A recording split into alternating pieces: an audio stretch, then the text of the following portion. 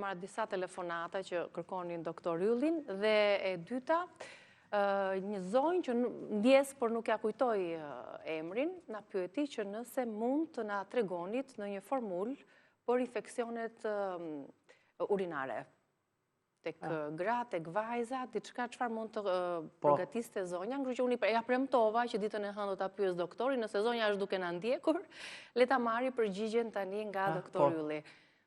Çfarë mund të bëj punë më së miri për infeksionet? Në përgjithësi, infeksionet urinare vijnë nga bakteriet, kryesisht kjo Escherichia coli.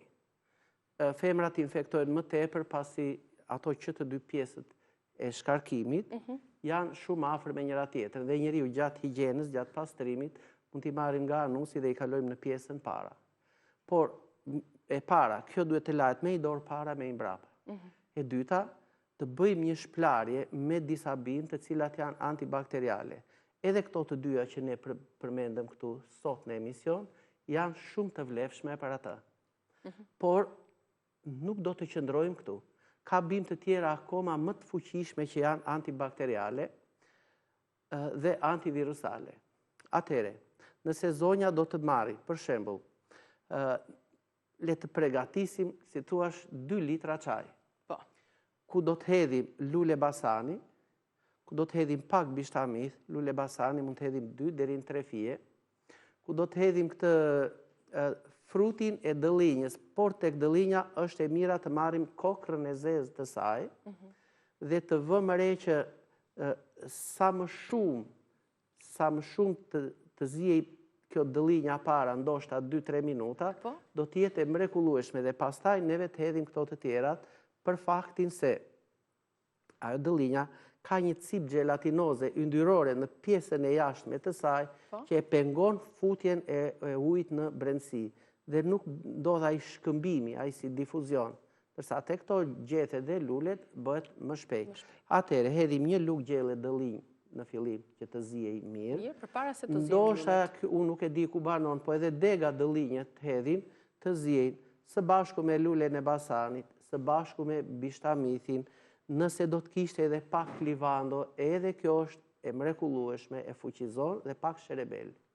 Atere, po ta përdorim këtë çajin 4 deri në 5 gota në ditë, sepse duhet që të shplahet ky infeksion, të shplahet.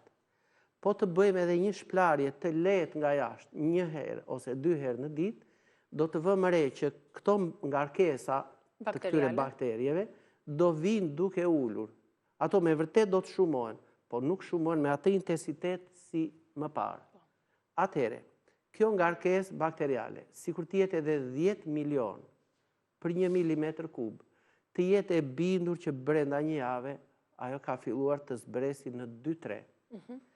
Dhe, duke marrë masa që atë shplarje, për shembull, është mirë që ta bëjë edhe partneri. Pasi ky mund të na reinfektoj atë sërish. Atere, trajtimi nga jashtë, plus përdorimi i çajrave nga brenda, kësaj i krijon një mundësi shumë të mirë për ta luftuar patjetër dhe ta çojë të jetë e bindur në ndoshta 50.000-100.000. E njëjta formulë përdoret edhe për fëmijët, vajzat që vijnë nga po patjetër që edhe për vajzat mund të përdoret kështu, vetëm do të rregullojmë dozën, sasinë. Nëse një rrituri 4-5 gota, po një fëmijë 5-6 vjeç që kanë edhe këta infeksion urinar, atëre mund të përdorim 2 deri në 3 gota nga 150 ml. Pra, dozën e rregullojmë, përbërësit le të ngelen të njëjtë. Rezultati do të jetë i padiskutueshëm.